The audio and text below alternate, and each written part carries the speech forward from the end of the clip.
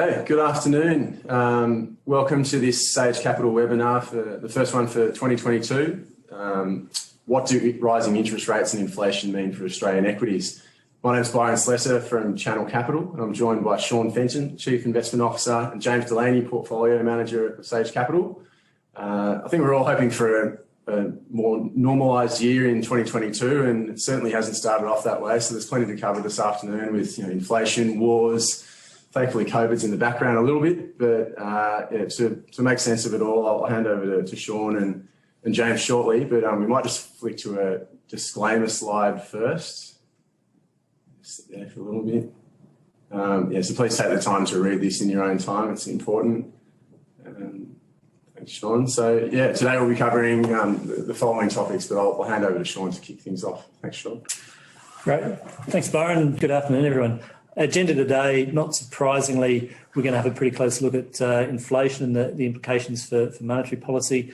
Obviously, market moving topics at the moment, so some big shifts in macro policy, and a lot of that being compounded, obviously, by the Russian invasion of the Ukraine and some big impacts on commodity supply demand. So we'll sort through some of those and look through the implications for Aussie equities and our active stock selection. And James Delaney's joining us today to help us run through some of those bits and pieces. So let's jump straight into it. At the end of the day, the inflation is back, and we've got a little quote there from good old Milton Friedman. Inflation is always and everywhere a monetary phenomenon. And we're not really strict quantity theory of money people here, but it is worth noting that while a lot of attention's been put on the impacts of supply chain disruptions and COVID in terms of driving inflation, the other end of the pipe is a lot of monetary stimulus coming from the Fed in the near term, but also it's something that's been going on for the last decade with low rates and the stimulus of demand. So that is a big driver of inflation. Moving on a little bit more, it's inflation is definitely back. So this is a chart of various measures of underlying inflation. So coming from the Cleveland Fed in the US, and looking not just at the green line there, headline CPI, but trim, mean, median, and core, so excluding food and energy, and all of them are rapidly heading north. So that's starting to send certainly some alarm bells across the US Federal Reserve, and as a consequence, you've started to see a bit of a pivot in policy, starting at the end of last year and culminating during the week with the Fed moving interest rates up, and also ending its asset purchasing program and starting to discuss the actual potential to shrink that balance sheet and remove some of that money that's been pumped into the system over the last couple of years. And I think the big issue and what we're really focusing on in terms of inflation, and we've dealt with this a little bit at our last webinar as well, and some of our different monthlies, is the fact that inflation, in our view, really isn't transitory. So it's not just supply chain disruptions, and importantly, it's feeding back into the whole dynamic of wage expectations and settings, but also into the broader inflationary psychology. So one of the things that we've noticed talking to companies is a real a shift in terms of attitude, in terms of being able to put up prices. So some of those short-term supply disruptions impacts have enabled companies with a bit of scarcity of supply to put through price rises. And now there's much more willingness to put through price rises. There's willingness of consumers to accept them. But on the other side of the coin, you've got pretty much close to record low unemployment, very tight labour markets around the world, which means that to compensate themselves, workers are now demanding higher wages. And here you've just got a chart of the Atlanta wage tracker. So coming from the Federal Reserve Bank of Atlanta, and what this does is it looks at the broad labour force survey and looking at changes in wages, but not just looking at the average, which is really thrown around by demographics and even shifts through COVID and different aspects. They track the same worker across the sample, look at their change in hourly wages, and they can then do a range of different demographic splits. So what we've just pulled out here is the overall change in wages, so 3-month moving average, as well as job switches and what they're getting, and a longer term history there. And you can see, job switches getting elevated pay rises. People are starting to change jobs to get higher wages, and it is really accelerating. So the highest pace of wage growth on this measure, really since going back to the 90s and even beyond. So the issue there is, whilst inflation may have been transitory, it's becoming embedded in terms of expectations from both businesses and employees as well. So it's not coming back in a hurry. And traditionally what you've needed really is you've needed central banks to actually tighten policy to get this under control. And something we thought was very telling in terms of recent Humphrey Hawkins testimony by US Fed Chairman Jerome Powell. He was explicitly asked, as you said in that quote there, are you prepared to do a VOLCA and put the economy into recession to get inflation under control? And his answer was a pretty unequivocal yes. And that started to get markets moving, but markets, I think, are still pretty sanguine about the potential for much higher interest rates and a recession, which is what you really need to get some of that tightness out of labour markets, get inflation expectations back down, and even eventually get commodity prices down. So we think we're in a bit of a shift, a secular shift in markets here, where for 20, 30 years we've had falling inflation with some very brief bouts. We've got a much higher level of inflation now, which is really taking an option away from central banks. So they've been able to cut rates at any sign of trouble. The Fed put's been there to bail people out, get things moving again. But with inflation really way above target, that's no longer there. So the Fed puts a lot lower, and we see far more downside to risk assets and asset prices. The other thing probably worth noting is that Australia looks a little bit different, certainly at this stage. And certainly RBA Governor Phil Lowe has been basically saying that we look a bit different. It's a bit of a lengthy quote I won't go through, but he basically is saying there that whilst we've got the higher inflation, it's still below the US, and it's not really feeding into wages to the same extent, so we don't need to worry about it being embedded, and we don't have to move interest rates up as much. And that's our expectation, that Australia is going to be a little bit slower to normalise interest rates and put rates up.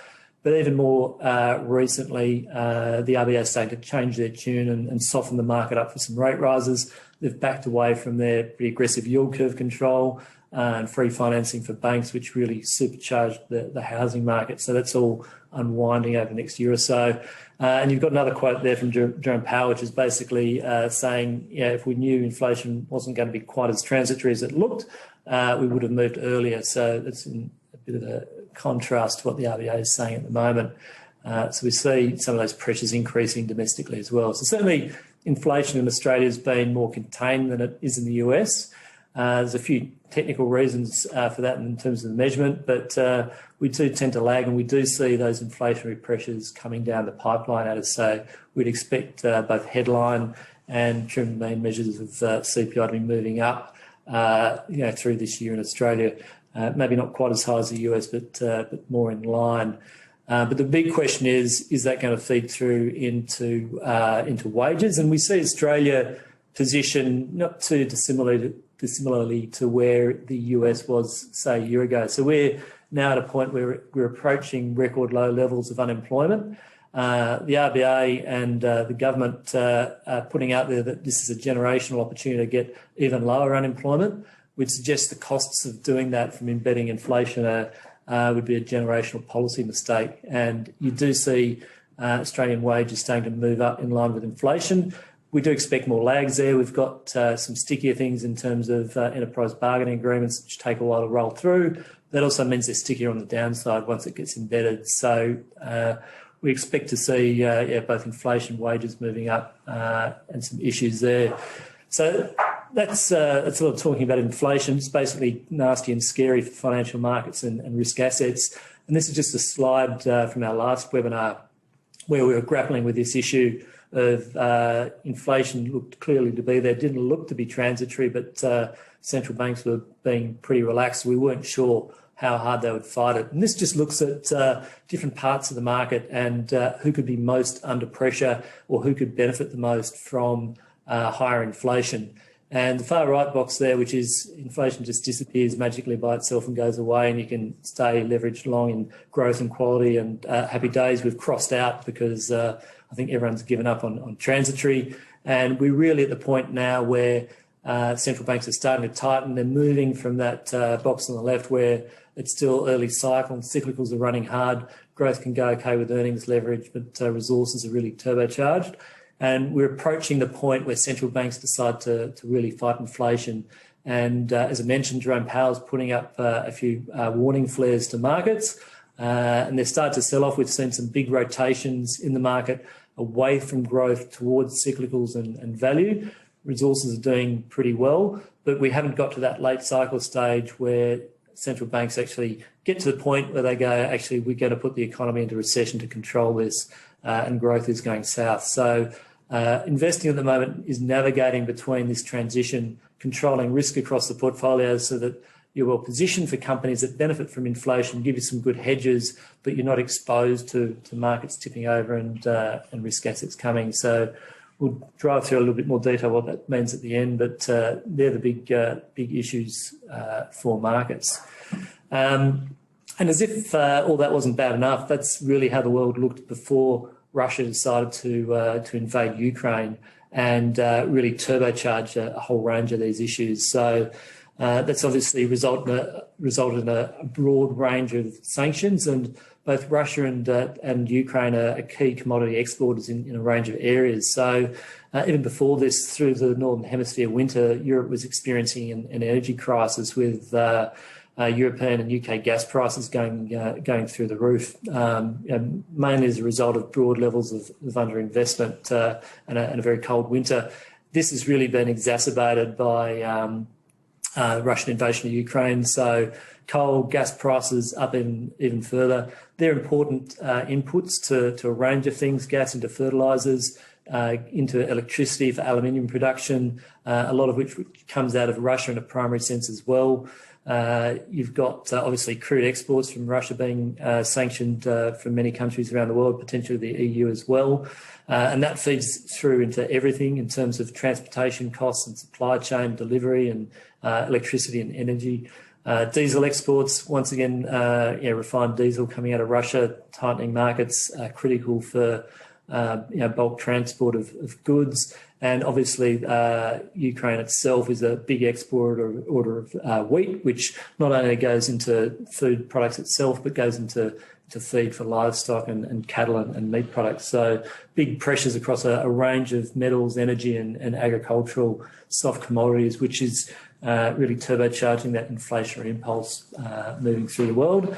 And there's a few charts just to show you how dramatic that's been. So a lot of financial market liquidity, volatility and unwinding through there at the end as well, but generally big surge up in a lot of those key commodities that we were just talking about. So that's going to really keep the pressure on central banks and exacerbate a lot of those inflationary dynamics as well. So also not good for broader risk assets moving forward.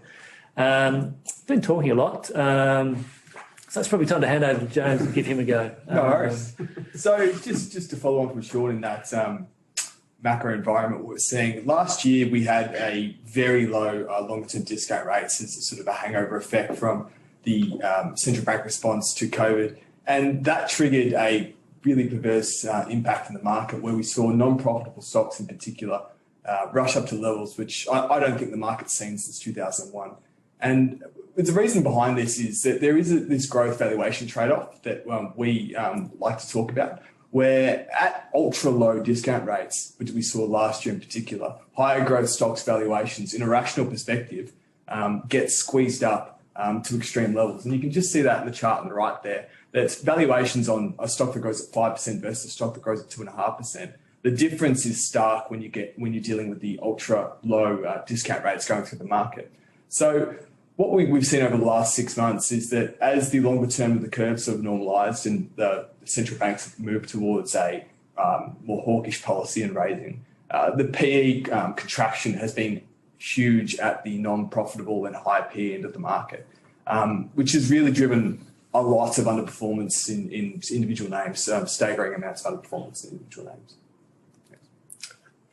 So just how do we look at the portfolio overall to control the risks, given this macro swing factors that have really been flowing through the portfolio for the last 2.5 years? It's been quite a wild ride from one situation to another situation. So we like to split the market up into 8 distinct stage groups, all with different macro drivers that respond similarly to different sort of factors. And using that, we sort of can contain and monitor macro risks and macro tilts in our portfolio. We view this as a better way of doing it than using, say, GICs, for example. The GICs can be a bit confusing. You can have stocks that are paired in the same GICs group that don't have the same macro driver. So we view this as giving us a much clearer way of monitoring the different individual macro risks and tilts within our portfolio. So you can see there our breakdown of our portfolio as of 17th of March. So this is our absolute return fund across the different stage groups. The light bar on the left-hand side is our gross short weight, and the darker bar on the right-hand side is our gross long weight. And the black bar, importantly, is our sort of active tilt towards each of those stage sectors, being defensives, domestic cyclicals, global cyclicals, gold, growth, REITs, resources, and yield. And the tilts we have there are sort of very minor overall. We usually control those quite tightly. And they probably represent our view on the world at the moment, with rates increasing across most of the world and some of the higher PE growth stocks under a bit of pressure, yields which are very sensitive to the longer end of the curve and the 10-year being under a bit of pressure. But ultimately, we're trying to control those risks and keep the systematic sort of risk tilt factors within the portfolio quite minimal.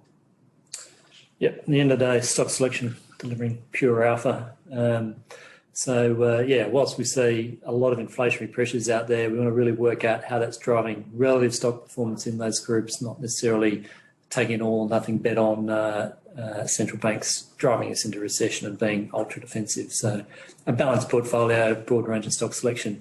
And some of those stocks include things like Incitec Pivot. So we were talking before about the impact of gas shortages across the Northern Hemisphere winter. So even before the invasion of Ukraine by Russia, we were seeing fertiliser plants being shut down because gas input costs were so high across Europe compared to the US, where Henry Hub was still reasonably affordable in other areas. So that's starting to tighten up fertiliser markets. Then you have that invasion, and you start taking out direct exports out of Russia and further tightening gas markets, and you've really seen fertiliser prices boom. So that chart at the bottom, green markets, you can see that's a construct of the three important components of fertiliser.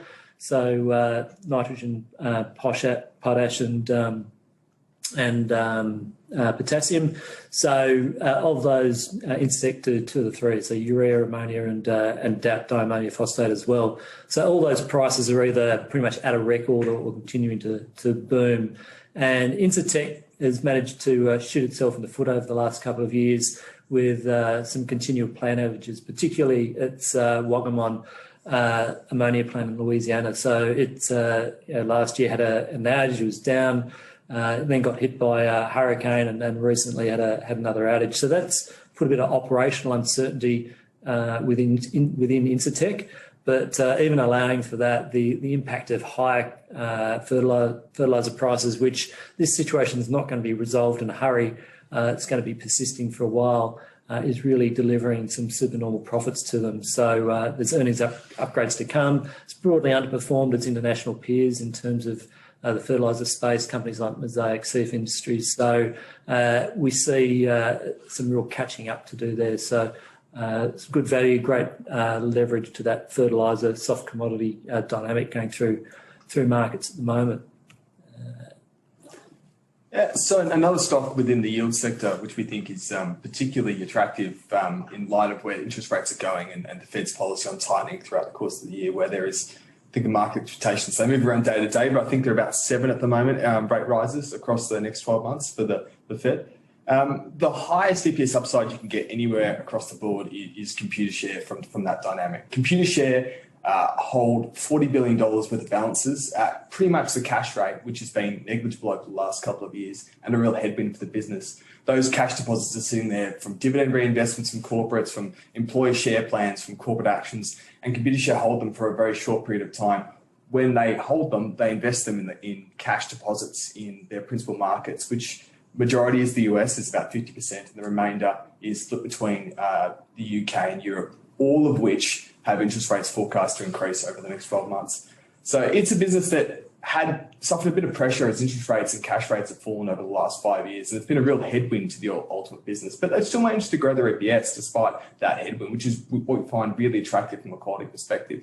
But coming out of this, you've had a really smart acquisition about 9 months ago where they bought the Wells Fargo business in the Wells Fargo share plan registry business in the US, which doubled their exposure to the US balances and US dollar balances right at the bottom of the cycle. So they bought the business when the cash rates were 0, and now looking 12 months forward, US cash rates are going to be much higher. And that's just great for this business. It all flows through the bottom line, and there's very little headwinds from inflation. So if you're going to be anywhere in a higher rate environment, Computershare is probably the place to be. Yeah, and I think the thing we like about it as well is if things do get out of control and the Fed's got to really tighten and lift rates a lot further, their core business is quite defensive: share registry, shareholder communications, and they've got the upside from even higher interest rates. So it's a great defensive asset in that higher inflation environment, and particularly if the Fed decides to start funding. It's certainly an advantage it has over, say, the banks, which if you do have a recessionary environment, there is a bad debt situation going through there. Computershare really doesn't have that exposure. Definitely. Talking about bad exposures? So just in the growth sector, we're talking about the ultra higher growth segment of the market and how the valuations in that market got really stretched over the last 12 months to the point where we probably haven't seen that since the IT boom in early 2000s. So examples of this for us in loss-making tech, which we are comfortable being short, are both Zip and PointsBet. And they're similar in a sense, is they're both sort of what I call land grab tech, where neither of the businesses are making any money. They're very reliant on equity markets to inject more capital for them to go out and market and to grow their brand. The idea being that they can grow their brand to something that unique over time that will have a large market share and will be profitable. But neither of them have any real barriers to entry, and both of them have experienced a lot of new competitors entering that market and spending a lot of money to try and access the same customers that they do. And their customer base isn't particularly unique. There's a lot of crossover between individual players in those markets, which means that the individual customer base itself isn't overly valuable to anyone, really.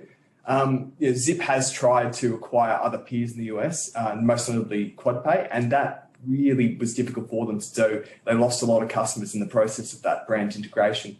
So we see these businesses as very minimal barriers to entry, spending a lot of cash, and probably going to struggle to maintain their current marketing spend if equity markets tighten up.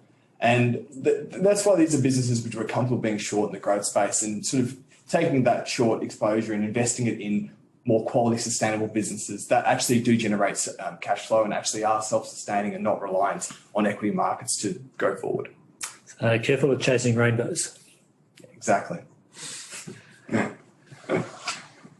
So some of our key drivers of the portfolio over the last month, you can see on the right-hand side, have been our growth group, the growth sector, and the resources sector for us. And within the growth sector, that shorting those high valuation, hyper-growth stocks and long the cheaper sort of structural growers, particularly along with the US builders, stocks like ResMed in that space, and short some of the higher hyper-growth stocks such as Square and aforementioned Zip and PointsBet have really generated some good performance for us. In the resources space, where we're generally short the iron ore names along a lot of the green economy related names.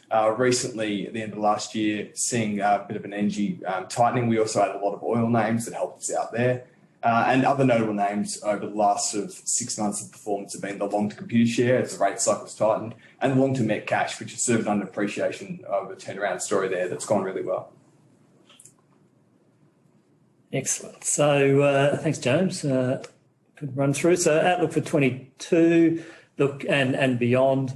I think we've covered this in a fair bit of detail, but obviously inflation.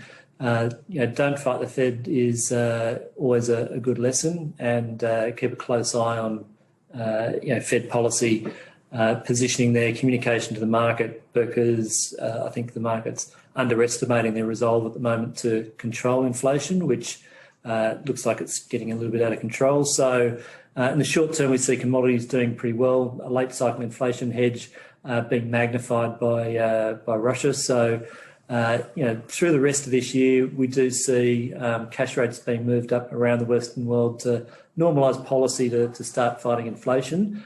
But I think what we'd really emphasise is even what we're talking about in terms of 7 rate rises in the US in total into the end of the year, it's not really fighting inflation. It's normalising policy. It's just easing the foot back on the accelerator a little bit. So by no means, I think, can you call policy at the end of this year is likely to be tight. It's still quite accommodative.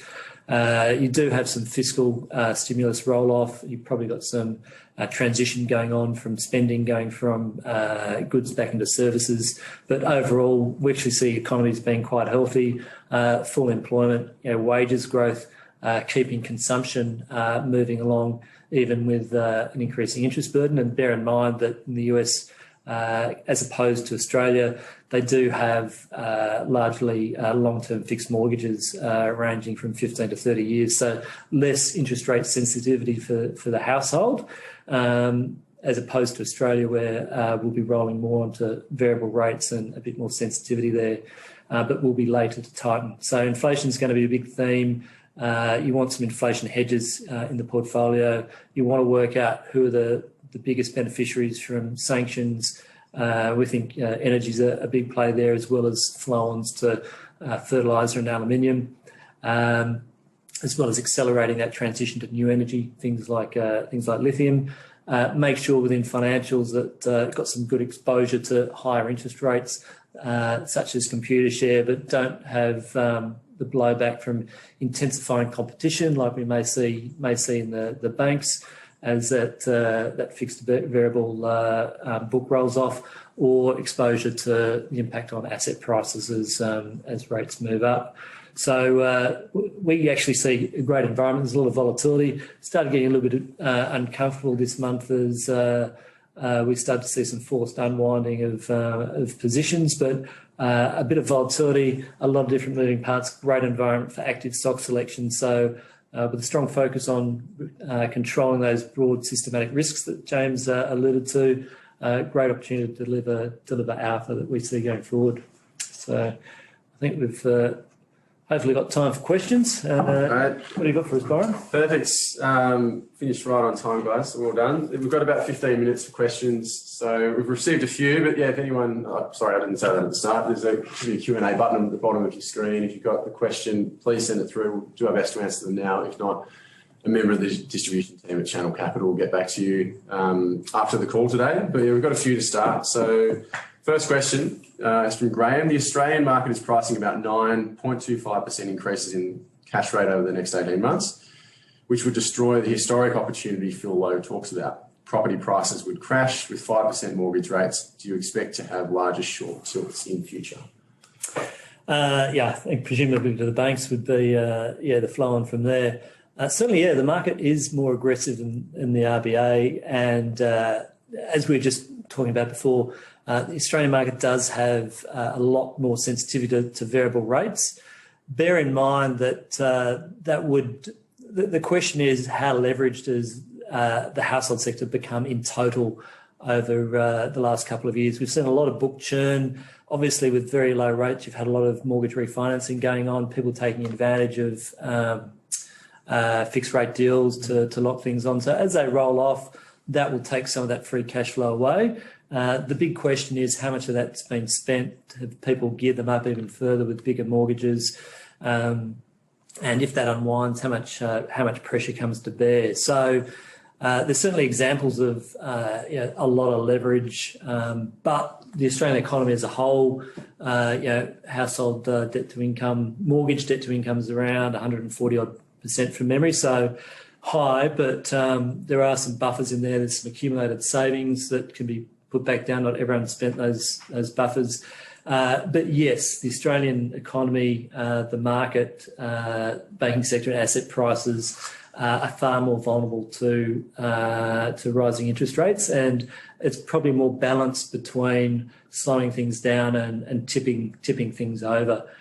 So it comes down to the appetite from the Reserve Bank to control inflation, and it really comes down to what does inflation look like, how embedded does that become compared to wages over the next year. So they'll be slower to move this year, but might need a bit of catching up to do.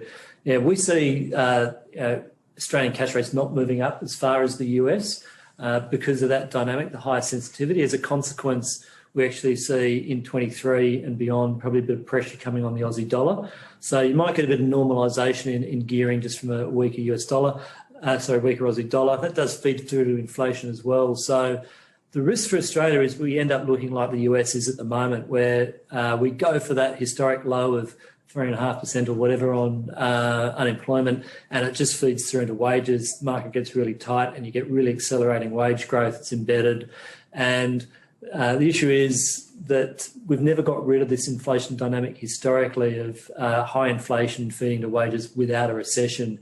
And Australia's got so much leverage. The tool there is going to be very blunt, and it will be focused around housing. That I don't know about a crash, but you can get negative equity, poorer asset quality for the banks. So if that eventuates, that we see higher inflation surprises through next year in Australia embedded in wages, and that policy grab backfires, then yes, we'd be looking to tilt more aggressively negatively on banks within Australia. Wages is really the key there. We've modelled it out before. If the wage growth is strong enough, you can tolerate those increases we're talking about interest rates. If wages are weaker and you've still got a strong inflationary environment, you get into real trouble with the households. Yeah. But then the higher the wages are, then the more embedded inflation is, and the more it's a bit circular. It's a bit circular, so it all ends in doom and gloom. Yes, get the razor blades out. Thanks, guys. Okay, so next question. Appreciate they're not cheap, but how do you think about the investment platforms? Insignia, the old IWF, Netwealth, Hub24 benefiting from higher cash rates. Is the market appreciating the upside there enough? Appreciate they're at different levels, growth trajectories. That's great. I can hand this straight to James because he's our financials expert. Yeah, so we've actually got a position in Hub. We quite like that name for that exact reason, for the cash rate leverage within our growth category. You know, growth overall is a more expensive sector. And if you can find a name within that space that we could be long and short a name without any sort of cash rate upwards exposure, it's a real benefit for us. On IFL, they've obviously had some issues internally, and there's a lot of transition going on within that book. It is very, very cheap, but it's still incredibly exposed to market movements. And like all platforms, market movements, if the market goes down, your cost base is relatively fixed, your operating leverage is quite strong there. And unlike Hub, you could argue, which has inflows as strong as market moves at the moment, Netwealth sort of more of a hostage, not Netwealth, IFL is sort of more of a hostage, or Insignia as it's known now, is more of a hostage to overall market movements. So we probably prefer to play that via Hub, but we are constructive on it within the growth space and but cognizant of the overall valuation. Great. So next question, great preso, some nice feedback already. So what do you think about some of the ags, food producers, Costa Group, Ingham's, cheap but raw input cost headwinds?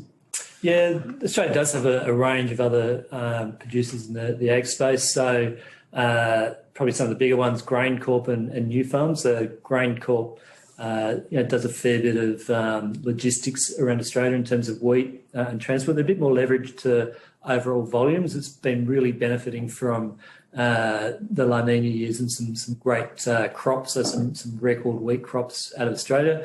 They do a bit of trading internationally as well, so some of the stronger prices will benefit them. So they're not the most leveraged, but with still, it's going great rains obviously in Australia, probably too good on the coast, but it'll be probably a pretty good winter crop again.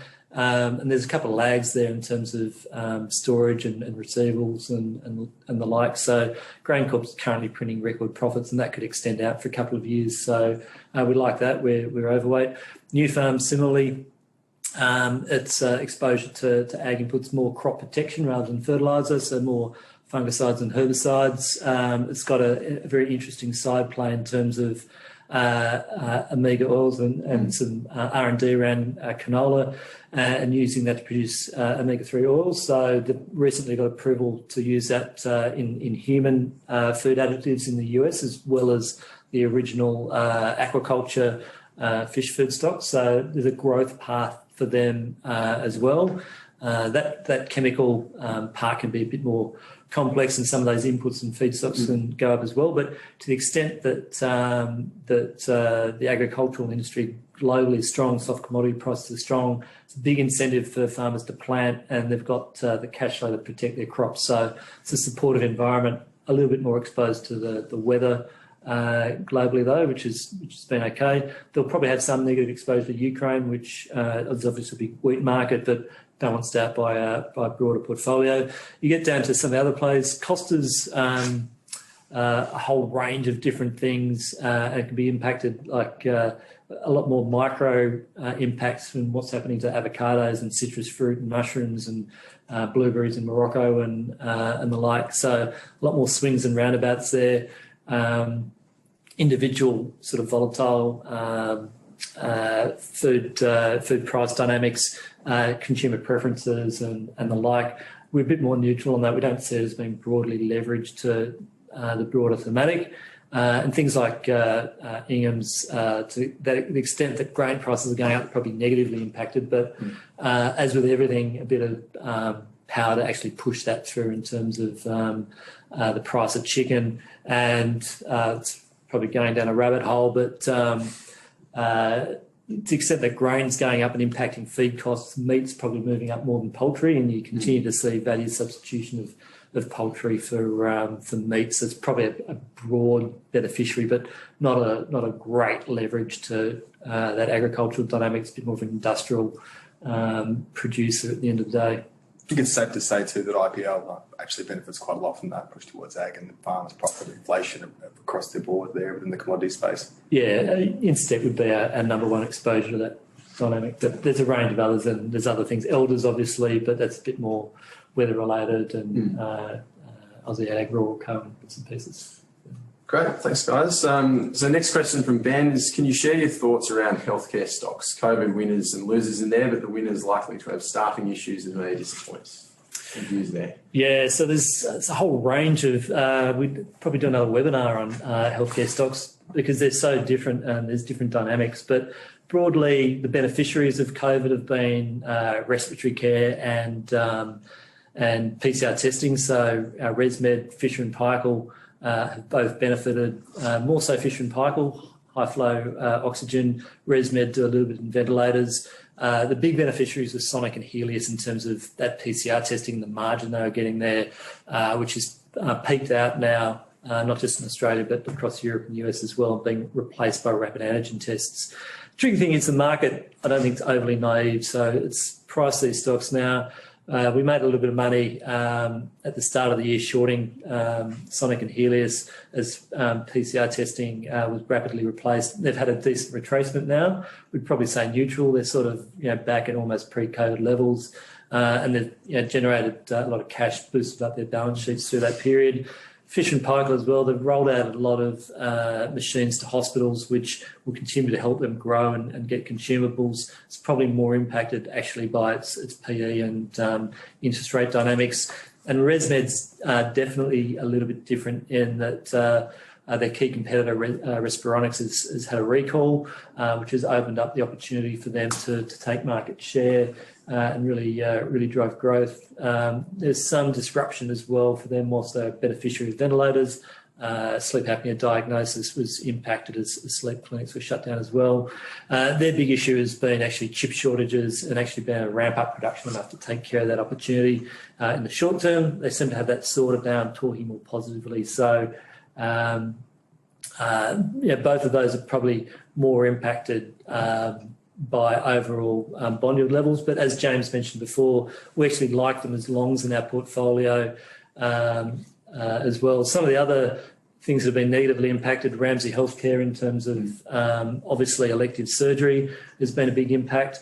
Going forward though, obviously there's going to be increased costs, particularly tight labour markets. around everything from consumables to nursing costs in particular, which could be a bit of a burden, and those elective surgery rates might take a little while to normalise and come back. So there's still some pressures in that business. Cochlear probably a little bit disrupted as well, but they've probably managed to move through that and move on now. We see that's probably being a bit more stretched valuation-wise. And CSL, probably the last major one, has been impacted materially by COVID, particularly in the US with the Mexican border being shut, has impacted plasma collection volumes. That's starting to recover and normalise there, but takes actually the manufacturing cycle there's quite lengthy. Can take a year or so to feed through, but we actually see earnings upside to CSL. They've got some pricing power. They've been able to offset some of the volume dynamics with higher IG pricing, and you start to see a bit of a recovery in plasma collections and some upside there. So we don't mind that in the healthcare space. You really got through everything there. Yeah, nice one. Yeah, it's built already. Next question is, could you please provide some colour on short iron ore positions? What's your view from a macro perspective? Yeah, we've got to be short something in the resources space. It is tempting just to own everything because it's sort of all going up and it's all strong. So in an absolute sense, iron ore is also been a bit of a beneficiary in that the Ukraine does export some iron ore. So that market's slightly tightened and disrupted, just not to the same extent as other commodities. So we'd say the least impacted markets are iron ore and copper. And iron ore, we think we're a bit more bearish, not just in the short term, but more the medium and the long term, just from the simple point of view that China's population's peaked. Certainly the working age population is. Urban migration still occurring. There's still some renewable stock, but there's no real population impetus to go out and keep building more and more houses. And we've seen the fallout of that over the end of last year with things like Evergrande. That's still cascading through the whole property sector there. You've seen lower land sales, lower housing starts.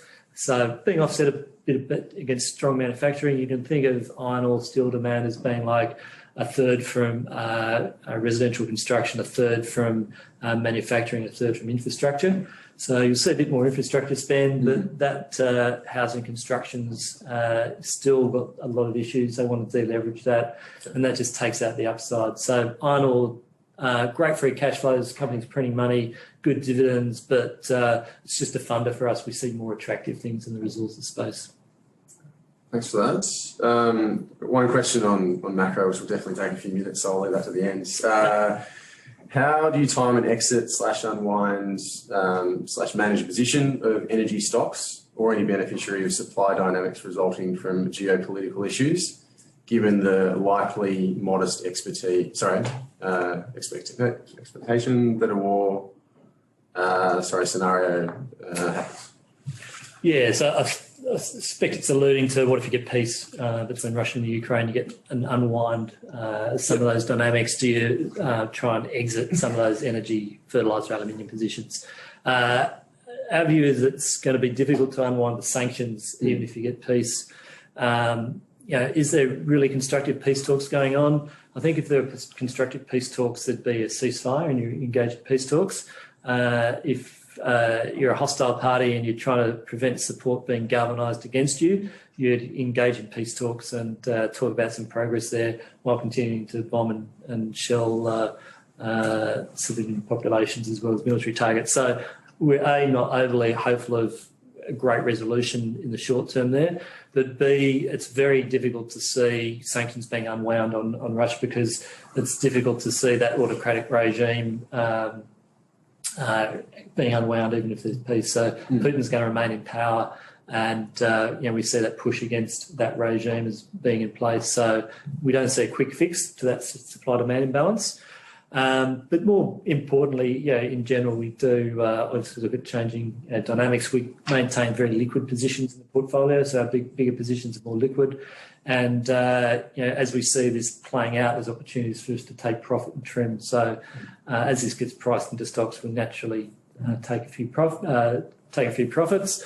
But it's really the demand side that would get us selling out of energy. So stronger tightening, really seeing demand tip over would have us moving out. I think it's important too to talk about what's priced into the oil stocks. With the long-term oil price assumptions in a lot of these oil names, Woodside and Santos is sub $70 a barrel. So there's a long way between where the spot market is currently and what's actually priced into the stocks. Just over 60 US at the moment, and even they're less volatile. Some of the bigger Woodside Santos players, they do tend to price a little bit more off the forward curve. So whilst oil's trading $120 US Brent, it's in steeple in backwardation. So a few years forward, it's back sort of the mid $70 range.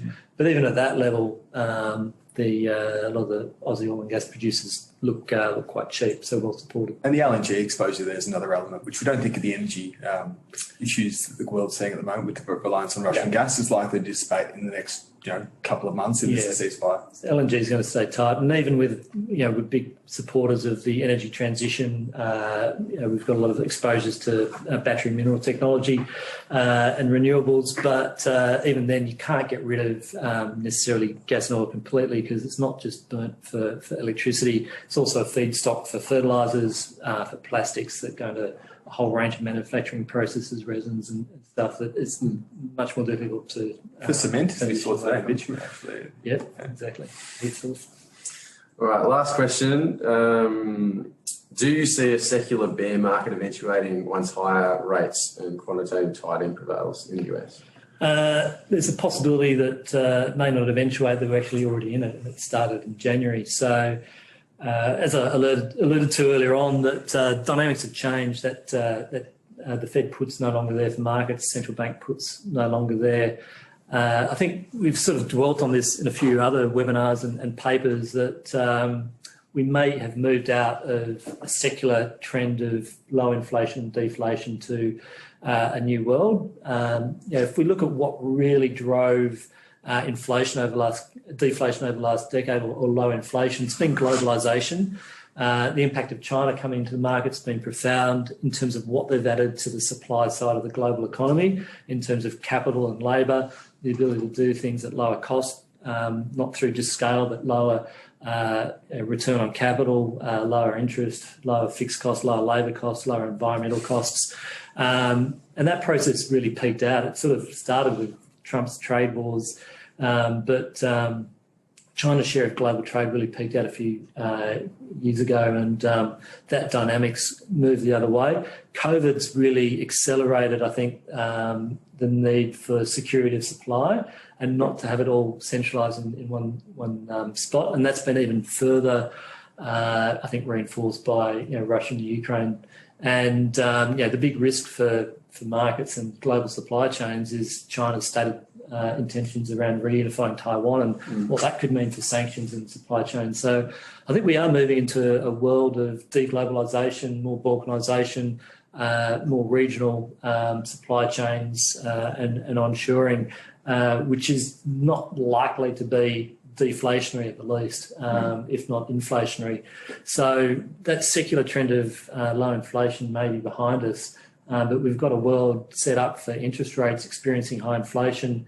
There's an expectation that inflation is transitory, and as soon as supply chains are fixed, will just go away, because that's what's happened for the last 20 or 30 years. But without those deflationary forces of globalisation, if they're going the other way, then it's an uglier environment for risk assets as a whole, and you're in a secular bear market for maybe something looking more like the 70s as you go through a broad de-gearing process, because your cash rates are, interest rates are inappropriate for what's happening in inflation. So that's pretty bearish. That's where the absolute return fund's pretty good, because it's not exposed to that, it's just exposed to our stock selection. It does give you plenty of opportunities on the short side and the long side though. Exactly. Sectors. It's changing. Time for active management. Okay. Well, thanks, guys, and thanks for your attendance this afternoon. As I said at the beginning, if there are any questions following the call, please get in touch with your contact from Channel Capital. But otherwise, thanks for your interest and have a great day. Cheers. Thanks, all. Thanks, everyone.